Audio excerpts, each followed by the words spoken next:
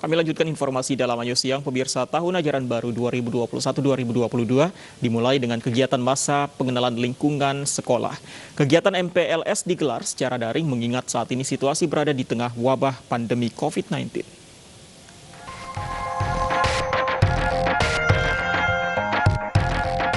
Sejumlah kegiatan dan materi yang diberikan pihak sekolah dalam MPLS, salah satu kegiatan yang dilakukan adalah mengenalkan guru kepada siswa serta memberikan motivasi berprestasi, materi hidup sehat di tengah COVID-19, dan diharapkan siswa dapat cepat beradaptasi dengan lingkungan di kelas baru.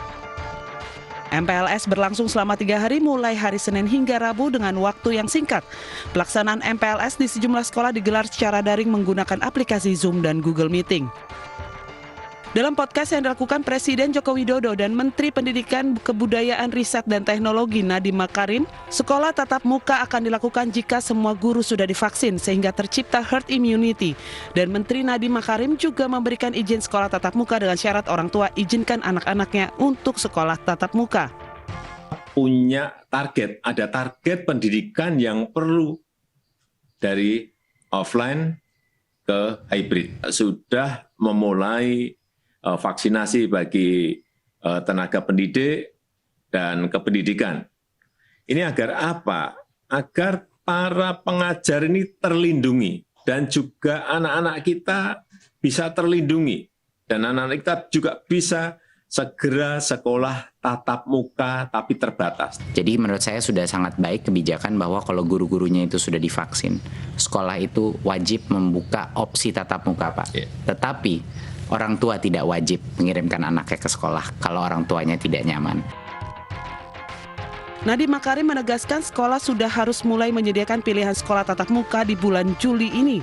Namun pada dasarnya orang tua diberikan kebebasan untuk menentukan apakah anaknya sekolah secara tatap muka atau online. Tim Liputan iNews melaporkan. Dan pemirsa, terkait dengan MPLS, kita akan bahas lebih dalam bersama pelaksana tugas Wakil Kepala Dinas Pendidikan DKI Jakarta, ada Pak Selamat bergabung bersama kami. Selamat siang Pak Selamat, apa kabar? Selamat siang Pak Selamat. Pak Selamat, selamat siang. Oh, selamat siang, ya. Ya, Pak, siang, Pak. Ya. Pak Selamat, bisa mendengar suara saya? Bisa. Tadi agak terputus tadi. Baik, Pak Selamat, saya belum bisa mendengar suara Anda. Saya akan coba menghubungi Anda beberapa saat lagi. Pak Selamat, kita ke informasi lain terlebih dulu. Pemirsa, sebelum kita membahas mengenai MPLS ini apakah memang ini sekolah di seluruh DKI Jakarta wajib melakukan MPLS atau masa pengenalan lingkungan sekolah? Haruskah diterapkan secara daring dan serentak di seluruh wilayah DKI Jakarta? Kami akan coba menghubungi kembali beberapa saat ke depan. Kita ke informasi lain terlebih dulu pemirsa. Ini gudang di Kalideres diduga menimbunkan obat khusus COVID-19. Polisi telah menyegel gudang yang menahan kebutuhan obat yang bisa digunakan 3.000 pasien. Tim kepolisian Polres Jakarta Barat menggerebek gudang yang diduga menimbun obat corona azithromycin 500 mg, grafadon paracetamol 500 gram, dan sebanyak 1.730 box Flucadex 1.442 box, Lanadecon 500 mg sebanyak 730 box. Kini polisi sedang melakukan pemeriksaan terhadap direktur hingga apoteker dari gudang obat tersebut. Ada 3 orang yang kini masih diperiksa lebih lanjut oleh kepolisian, yaitu YP, 58 tahun sebagai direktur, MA, 32 tahun sebagai apoteker, dan E, 47 tahun sebagai kepala gudang. Obat-obatan ini ditimbun hingga ribuan dus dan rencananya akan disebar ke berbagai wilayah Jabodetabek.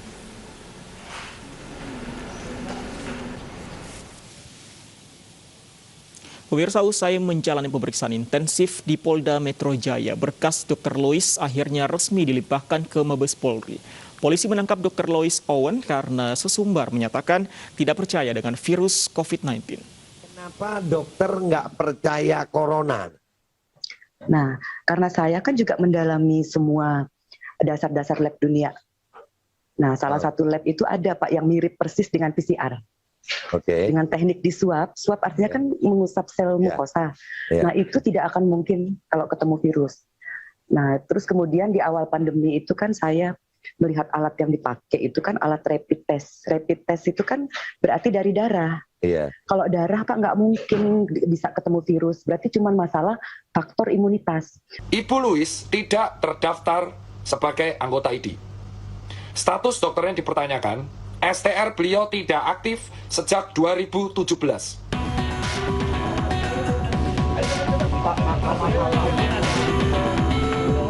Akhirnya kontroversi ini berhasil diungkap. Dr. Louis ditangkap dan menjalani pemeriksaan. Dr. Louis langsung dibawa ke Bares Krim Polri guna menjalani penyelidikan lanjutan. Polisi telah mengantongi barang bukti unggahan di media sosial dan akan memeriksa sejumlah saksi. Bukan hanya satu platform media sosial, tapi ada 3 media sosial yang telah dilakukan. Adapun barang bukti yang diamankan adalah berupa tangkapan layar atau screenshot dari postingan di bersangkutan diamankan di Polda Metro Jaya untuk selanjutnya dilakukan pemeriksaan lebih lanjut. Sebelum minggu kemarin, Dr. Louis ditangkap dengan dugaan tindak pidana penyebaran berita bohong. Dalam sejumlah kesempatan ia mengungkapkan tidak percaya dengan adanya COVID-19. Dr. Louis diduga telah menyebarkan hoaks dan sengaja menimbulkan keonaran dan menghalangi penanggulangan pandemi. Dari Jakarta, Tim Liputan iNews melaporkan. Dan pemirsa, kami ajak Anda kembali membahas mengenai informasi terkait masa pengenalan lingkungan sekolah atau MPLS yang sudah mulai digelar di ibu kota. Apakah nantinya akan ada rencana menggelar MPLS ini secara tatap muka, sementara pada saat ini kita masih menghadapi masa PPKM darurat khususnya di ibu kota Jakarta. Kembali kami coba sapa, ada PLT Wakil Kepala Dinas Pendidikan DKI Jakarta, Pak Slamet. Sudah bisa mendengar saya, Pak Slamet? Sudah, Pak. Terima kasih. Baik, Pak Slamet, saat ini sudah ada berapa sekolah yang sudah menerapkan MPLS secara daring, Pak? Secara keseluruhan, untuk jenjang SD, SMP, SMA, dan SMK telah melakukan MPLS sejak kemarin tanggal 12 Juli 2021. Pelaksanaan MPLS-nya tentu secara online, karena memang kondisi saat ini masih PPKM darurat. Apakah memang wajib dilaksanakan sekarang dengan cara daring? Apakah tidak ada kemungkinan untuk dilakukan jika misalnya beberapa waktu ke depan, misalnya pekan depan, ini setelah tanggal 20 khususnya, PPKM sudah dicabut, apakah ada kemungkinan untuk menggelar MPLS secara tatap muka, Pak Slamet? Begini, Pak, situasi dan kondisi DKI Jakarta, sebagaimana yang kita sudah lihat bersama, tentu kami tidak bisa putuskan. Itu nanti bagaimana kebijakan Pemprov DKI Jakarta untuk bisa mengizinkan sekolah-sekolah melakukan aktivitas secara luring. Namun sampai saat ini karena kondisi masih PPKM darurat, maka sesuai dengan surat edaran Kepala Dinas Pendidikan DKI Jakarta kepada seluruh satuan pendidikan, maka untuk sementara waktu kegiatannya melalui daring atau jarak jauh. Oke, Pak Slamet, kita tahu ini hanya beberapa hari saja MPLS dan kemungkinan besar ini tentunya akan diterapkan secara online, secara keseluruhan. Bagaimana dengan tatap mukanya, Pak Slamet? Adakah kemungkinan akan digelar secara tatap muka di kelas untuk pembelajarannya? Begini, Pak, kan MPLS ini kan hanya untuk anak-anak siswa baru. Sementara anak siswa yang lainnya, yaitu yang tingkatan lebih tinggi dari siswa yang baru, misalnya anak SMP berarti kelas 8 dan 9, atau SMA kelas 11 dan 12, SMK kelas 11 dan 12, mereka juga melaksanakan proses pembelajaran. Karena memang tahun pelajaran 2021-2020 telah dimulai pada tanggal 12 Juli. Namun seluruh kegiatan pembelajaran ini saat ini juga berlangsung secara daring.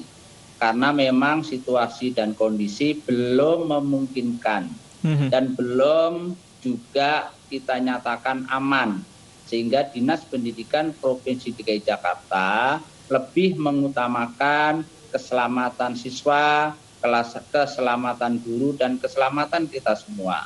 Jadi opsi pembelajaran secara daring ini saat ini masih kita pakai, Pak. Oke, berarti lebih jelasnya lagi kami ingin penegasan belum ada tanda-tanda opsi tatap muka digelar dalam waktu dekat ya Pak Slamet? Belum Pak, kita sedang melihat situasi dan kondisi Pak. Baik, tapi selama setahun ini kalau Dinas Pendidikan DKI Jakarta melihat sekolah online ini digelar, bagaimana Pak penerapannya? Efektifkah selama ini?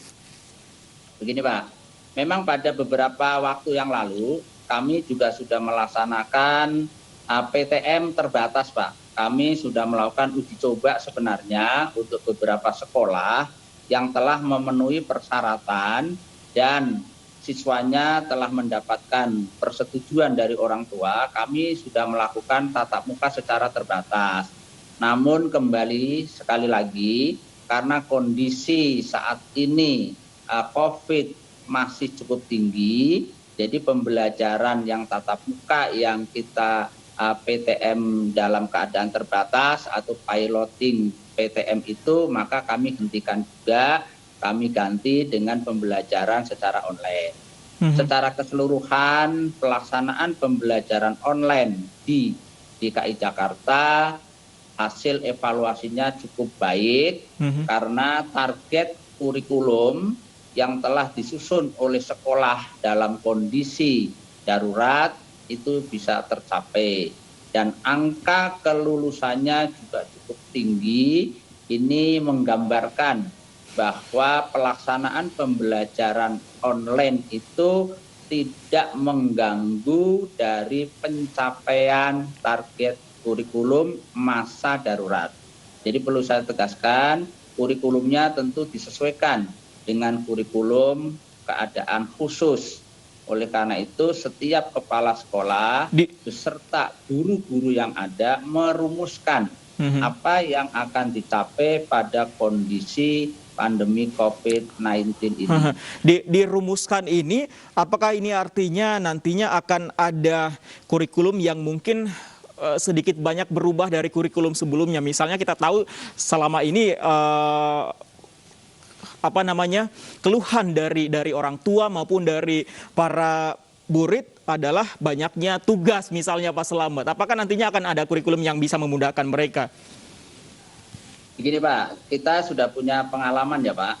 Memang dulu ketika awal-awal dimulainya PJJ, memang banyak masalah karena memang belum siap. Pada saat itu kan datangnya pandemik pada sekitar Maret tahun lalu, itu kan memang tidak ada yang memprediksi. Namun setelah berjalan sekian bulan, bahkan sekarang sudah lebih dari 1 tahun guru-guru melaksanakan pembelajaran online, maka saat ini pembelajaran online-nya bisa saya katakan sudah tidak banyak lagi kendala.